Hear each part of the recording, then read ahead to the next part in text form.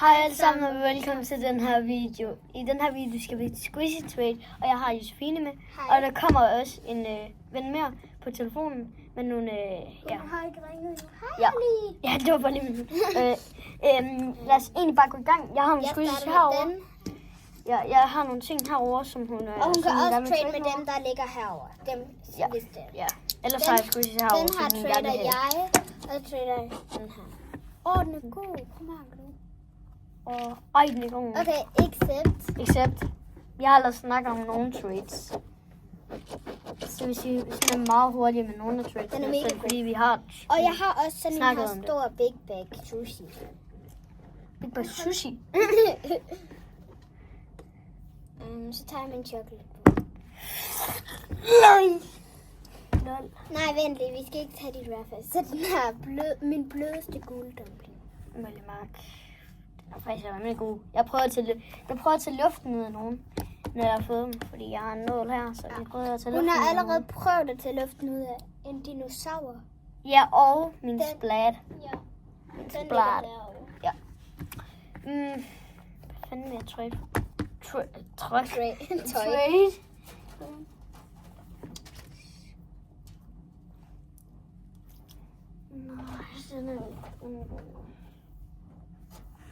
Jeg vil trade den for den her. Men jeg vil bare lige sige, bare er det en bitte ting. Men jeg har ikke særlig mange ting. Eller er den her? Nej. Jeg vil accept. Siger du accept? Nej, jeg siger, er det en lille mini-ting? Nej, kan vi ikke bare lade være med... Ja. Okay. Ved du Accept. Hvad hun vil trade? De her to. Ja, okay. Jeg har allerede haft den. Det var ikke fair, men det er okay. Jeg har allerede haft den her. Den har vi bare trade. Vi må gerne trade de samme ting, som vi allerede har tradet. Den her kan jeg godt lide. Ja. Den er jeg troede, du skulle til at lægge den på igen. Okay, den jeg havde her. Bare trade. Jeg tager klubben. Hvad var den nu? Nej, vent lige. Den her. På grund vi havde allerede aftalt en trade. Den kan ikke huske. Eller det var den der Ice Cube. Nej. Det her er en Nido. Nej, det var valen, var det? Nej, det var for en anden en. Det kan jeg ikke huske. Var det ikke? Jeg vil ikke helt trade valen mere. Vil du ikke have den? Nej. Bum. Så hvad var det nu, vi skulle trade? Det var den med Ice Cube. Nå, ja, mini Ice Cube. Og det her er en Nido, se. Det var for den her. Jeg ved ikke, om I kan se, der er sådan en nu er det bare det er bare min mor. Accept. Du vil lige tage den. Jeg fik sådan en med... og der var faktisk også 2 Nidos. Ja. Og jeg er faktisk begyndt at samle meget på Nidos. Og det her er sådan en sødt... Ej, den er god. Og hvis I hører nu, der hele tiden går herind, så er det bare hendes hund, eller så er det hendes mor. Ja. Og så er der sådan nogle havting i. Jeg er mega glad for den. Den er god. Så starter jeg med den her Nido. Og jeg skal lige den her Nido-kat. Kat Nido. Samler du på Nidos? Du gad jo også mega godt at have. Ja, må lige være. Ja, jeg tror det er det, der var en squishy. Nej, det var en bold. Jeg trader level-lamp, men jeg vil bare lige sige ad. Det er Nido. Ja, jeg ved det. Bare en ad, bare en... Så siger jeg det klart. Okay, fint. Nej, accept. Okay, accept. Det er jo egentlig ikke en færdig, men det er okay. Det er fint. Og det er en rigtig Nido. Jeg har 2 mere. Dem trade, men jeg har ikke så mange Nido. Så trader bare den her. Nå ja. Hvad var det nu, vi skulle trade den her for? Kan vi trade Nido? Det kan jeg ikke huske. Jeg tror ikke, jeg har taget den squishy med. Den her? Jo, den gad du godt at have. Så er der den her. Det er ikke en rigtig squishy. Men jeg har bare ikke sådan... Jo, et mini-hjerte. Okay, accept. Jeg har alligevel mange af dem. Accept. Må lige mærke. Ej, jeg har ikke engang mærket den her. Den er stadig god. Den kan jeg godt lide. Jeg har faktisk også rimelig syg. Ja. Jeg skal lige vise dig noget sjovt, som jeg altid gjorde, når jeg lavede min første video. Så gør jeg sådan her. Når jeg skulle vise den. Og var sådan...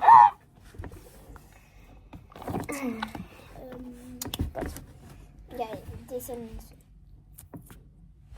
Der er stadig en tilbage, hun gad godt, men har 2. Jeg vil gerne trade den. Okay. Hvad er det? Du starter. Okay. Så tager den. Jeg vil sige, jeg vil sige, det her det er på en måde fair, fordi det er begge to lilla, Accept. og de er begge to hårde. Altså, Accept. det er det helt Accept. samme. Accept. Altså, det er faktisk det samme. Lilla dumpling. Det er faktisk det samme. Og den føles som Nido. Nido. Det føler jeg faktisk. Skriv noget i kommentaren, om I synes, den her trade er fair. Altså, det er begge to den samme farve. Låner den samme, sådan, ja, du ved, Jamen, nu har vi den der her var lidt hård. Men du skal lige huske på, at vi må altid trade tilbage. Den. Vil du også trade den? Ja. Men jeg har jo ikke særlig mange squishes tilbage. Jo, Du starter med chocolate. Min guld. Butterscotch. Er den lille ting, på Ja. den har vi fået bidt et stykke af. Ja. Det er mig selv og min hund. Eller mig selv eller min hund. Okay, accept. Accept. Der er ikke noget chokolade. Den er mega blød. Ja, det er faktisk den blødeste, jeg har. Og min bedste. Så du skal være glad. Så poop. Poop! Den er mega god. Det er min yndlingssquishes. Så du skal Ja.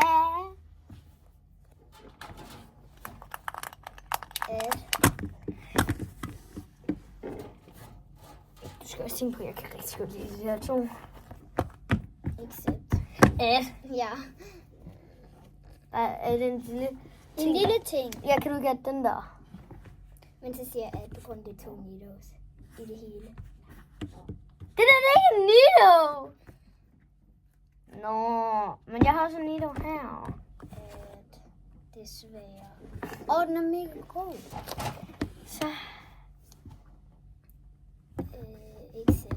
jeg vil sige, at bare en lille ting. Jamen, jeg har jo ikke så mange ting, din dumme kartoffel. Nej, jeg tager det ikke rundt. Godt gjort. Accept. Jeg ved ikke, om I synes, det er fair. Jeg ved heller ikke, om jeg synes, det er fair. Jeg gør det bare, fordi jeg skal. Og heller skal vi Jeg prøve. fik sådan nogle klikkers. Jeg vil gerne prøve på det. No. Hvor fanden er nålen henne? Den var det her. Den låses oven på squishesene. Nedenunder squishes. Ja. Vi prøver.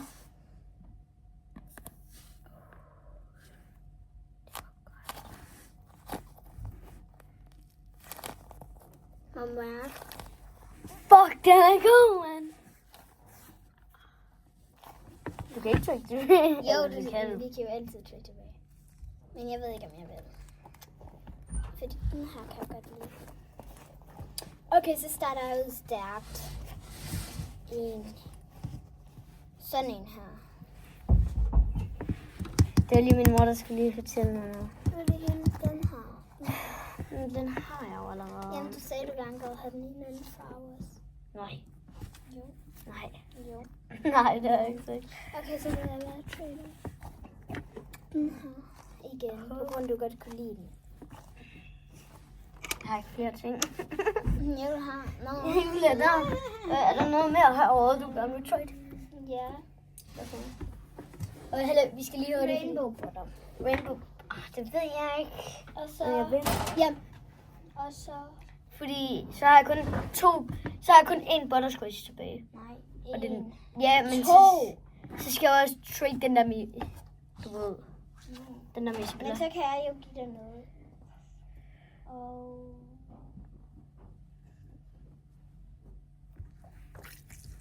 Jeg er glad for min pop.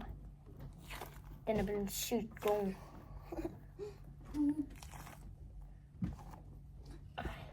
Jeg har lige fundet min yndlingsfarve. Lilla. Jeg skulle til at på poop, man. Jeg sidder bare og squisher. Jeg leder bare efter hjerter. Men jeg kan alle mine hjerter. Mine hjerter. Ej. Pinata? Mine panhjerter, ej. Mine hjerter.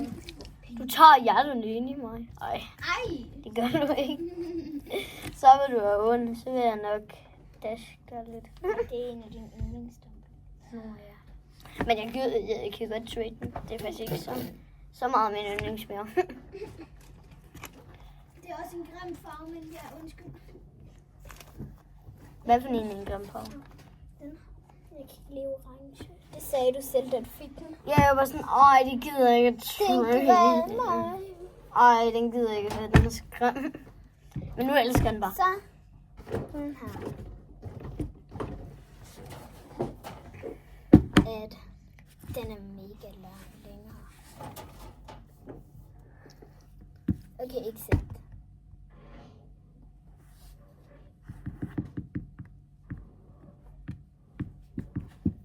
Nå, accept. Ja, jeg sagde ikke at. Jeg gjorde bare sådan. Jeg vidste ikke, hvad du mente. Så... Den gider jeg ikke have. Eller jo, det vil jeg faktisk gerne. Så. Det var færdig med... Med butteren? Yeah. Nej. Så er der bare en Nido. Nå, Okay. jeg havde glemt, at jeg havde dinosaur. Fint. Jeg skal lige se, hvor mange Nido Fint. jeg har tilbage. Det tager. Butter. Jeg elsker den her butter. Og hvorfor kører min PlayStation stadig? Og jeg kan ikke engang... Okay, Jeg har kun 3 Nido, så er det noget andet. Fuck. Så er det Sådan der. Jeg skal lige hurtigt lukke ud. det her hjerte, på grund af hendes navn og hjerte. Hjerte. Hvad siger du? Jeg siger accept. Vil du der? Accept. At. Ej, okay. Bare den lille ting. Nej. Kan du ikke tage at sådan en der catch?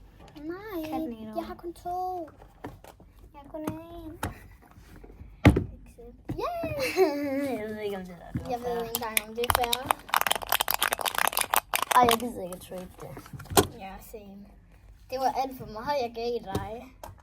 Okay, hvad Jeg føler, du er der lidt. først? Du er der først. Det vil faktisk være fair butter for butter. De er 2. Og det er også det sidste. Jeg har herovre. Så skal vi finde nogle næste ting. Og det er også din yndlingsfarve her. Og jeg ved, jeg skal have det godt. Det skal du. Du skal altså det. Det er en til den her også. Nej, vel. Nå, accept. Jeg gider ikke. Du skulle også add. Så går det her en sted. Men jeg har ikke noget her, så skal du finde en ting der. Jeg gider ikke have en taberscreen.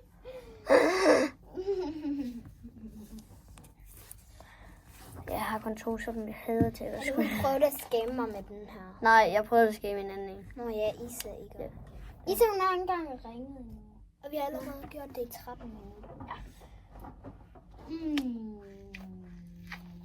Det er meget. Det ligner, du har prikket hul i den. Lige meget. Det er bare alt overbevisende, at de er sådan blevet helt smadret. Der er synes kun én helt tilbage. Det her. Den her. Nej. Den her. Kan vi... Se. Der er kun én helt tilbage. Den her. Det er den her Trauma East. Accept. Accept. Det er også sådan, fordi så har du også, så fik du også sådan en, og jeg fik også sådan. Derfor. Skal jeg prøve at tage luften ud af den? Må jeg egentlig beholde boksen af den til den her? Nej. Jeg spørger egentlig bare. 6. Ja, det må du godt. Skal jeg prøve? Skal jeg prøve? Ej, det tror jeg ikke. Skal jeg?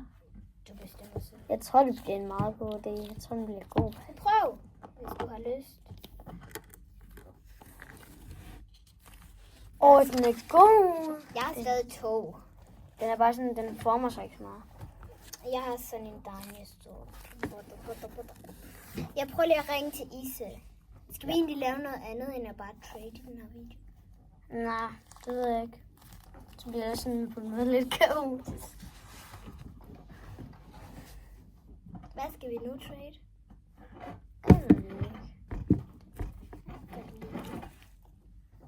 Vi kan også lade være med at trade den der, hvis du har lyst. Jeg ved ikke rigtig, hvad vi skal trade. Jeg ved det. Jeg gider ikke at høre den. Jeg ved ikke. Skal vi så bare lige sige noget om mig? Eller noget? Ja, sådan, så man lige kender dig på en måde. Jamen, Ja, fordi du kommer til jeg at skal være sige meget noget. Jeg kommer til at være meget med i de her videoer. Ja. Og jeg hedder Josefine selvfølgelig. Vi går i klasse sammen, og vi skal starte 3. efter sommerferien. Du har også lavet realskole. Og jeg er 9 år. Det er også. Du er lige blevet 9. Og på lige vent. Jeg skal lige hurtigt hente noget. Du kan bare lige snakke lidt der. Ja. Og jeg har haft en YouTube-kanal engang, men så blev den slettet. Og ja. Nu ringer Isa. Okay, hun har sagt ja. Hej. Sig lige hej til vloggen. Nå, okay. Vi er faktisk ved at være færdige med Squishy Trade. Det er fordi, du tog den, ikke? Vi venter til alene, ikke? Ikke?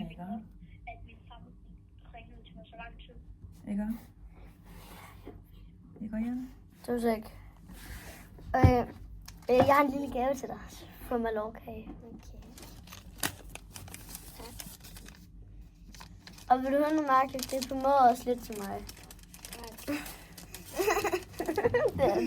På en måde også lidt til mig. Ja. Hvad er det? Det er en veninde. Best. Det står der best friend. Forever. Det er en halskæde. Det er den her, vi skal lige vente nu. Det var lige en lille gave. Okay. Så man sætter den ind i låsen. Kan vi tage det på? Det er en halskæde. Jeg vil gerne have den side, der står best. Hvor? Jeg vil gerne have den der side. Hvor der står...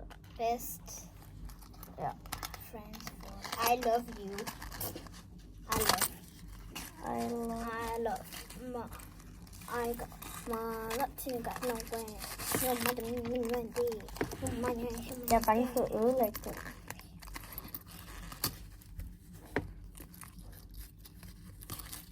Sådan.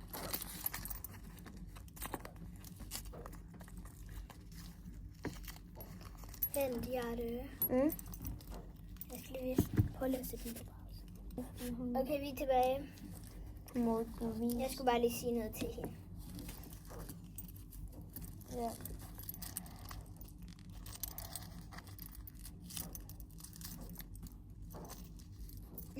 Du sidder bare stadig med den der. Ja, fordi jeg skal have alle sådan bedre hullerne. Så jeg får den helt af. Så viser jeg en lille squishy. Jeg har en bedre end den her. Den her. Og den giver god ASMR. Ja. Det gør den faktisk, jeg har lavet. Det er små wallabies. Man kan lave makeup. Fik du den her på Mallorca? Nej, jeg fik den i lufthavnen. I Hamburg. Den her krabbe, den er faktisk god. Ja. Den laver ikke rigtigt. Ja, Hvor fanden er min? Nå, de ligger der. Shit. Jeg skal lige finde den, der står bedst. Det er det friend bedst. Hvad traded vi for den her? Det kan jeg ikke huske.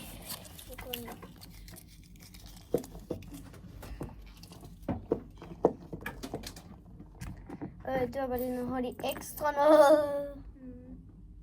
Ej, man skal sådan, ej, det der kan jeg ikke finde ud af. Og her skal jeg gøre til dig. Sådan lige, jeg skal lige have dit hår væk. Skal man bare tage den rundt om? Fjerne lige dit hår ved her, sådan der. Og så skal den jo være, hvor langt vil du have den nede? Bare sådan her. Jeg tror, man skal klippe det af. Au, for helvede, du tog mit hår. Ja, jeg ved det. Dit hår er lige i vejen. Og nu satte jeg den også fast i min squishy.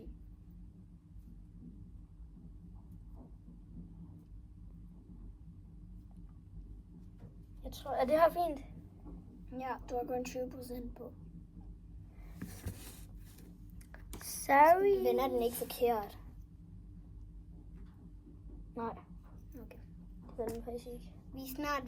Vi skal snart til at slutte videoen, når vi har fået de her halskæder på grund af, at Men vi skal også sådan, du ved, have klippet det der af. dig. Nej, Halle, vi skal lige have klippet noget af. Nej, Halle, jeg ved ikke, ellers kan du ikke få den. Nej. No way, du kan ikke få den af nu. Kan du ikke? Nej, du kan ikke få den af. Medmindre du klipper den i stykker. Nej. Eller kan du? Måske. Nej, det kan du ikke. Nej. Ej, ja det. Fuck. Vi er nødt til at klippe den over, så jo. Jamen, jeg kan jo ikke få fat i vi den klipper igen. den jo over, bare der, hvor Knudene. ja. Vi klipper knuden af. Sådan her. Ej, fuck. Ja, bare sådan her. Der.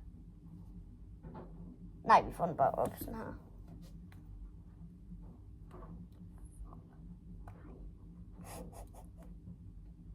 Vi kan ikke få den. Jeg ved, hvad vi gør. Kom. Det var sådan her. Nej, så klipper du den i stykker. Lad os lige prøve at få den af. Det kan du ikke. Nej, det kan jeg ikke. Hvordan kan jeg finde den? Pas på, du ikke tager mit hår med. Pas på det, jeg gør sådan. Jeg vil ikke se, hvor knuden er.